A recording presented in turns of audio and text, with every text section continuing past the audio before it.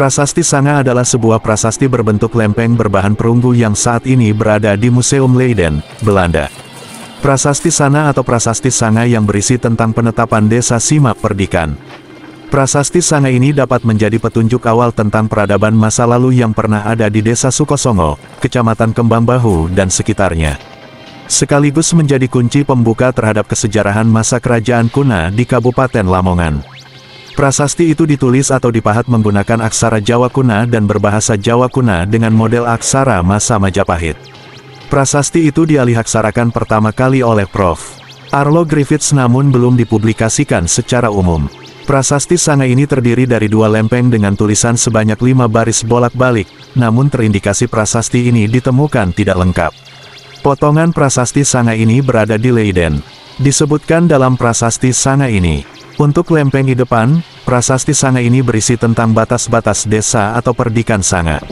Adapun beberapa desa yang disebut sebagai berbatasan desa Sanga adalah Desa Bugel, Bagel, Desa Padang, Desa Kabalan, Balant, Desa Pagajutan, Mergayu, Desa Kalakian, Kalangan, Desa Limbeyan, Lambeyan, Kali, Elwah Gunggung, Kedung Delonggong, dan Lipung, Kalipang.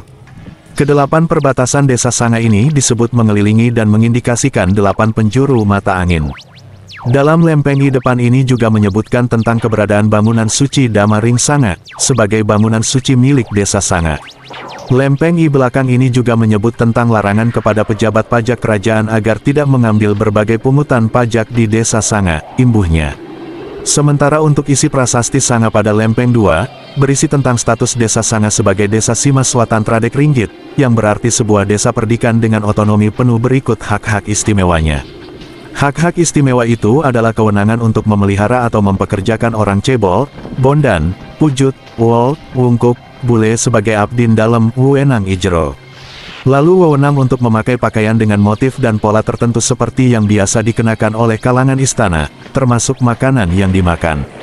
Di lempeng 2 itu juga menyebutkan tentang para pejabat kerajaan yang hadir sebagai saksi dalam pemberian status Sima, yakni pejabat Juru Samya yang berkedudukan di Kebangawu, Kembangbahu, dan di Lamonan, Lamongan. Pejabat ini mendapat hadiah pasek-pasek, seperangkat pakaian dan uang 1 masa. 6 tahun lalu ditemukan kuintalan uang gobok di area makam Syekh Jamaluddin dan juga semacam struktur batas struktur yang kini diuruk lagi oleh warga karena inisiatif dari Kepala Dusun dan Kepala Desa Sukosongo. Hal ini dikarenakan warga di dalam desa dan di luar desa datang ke lokasi untuk mengambil uang gobok tersebut untuk dijual. Karena tak ingin desanya kehilangan sejarahnya, maka Kepala Desa menyetop dan ingin mengedukasi masyarakat desa tentang pelestarian cagar budayanya.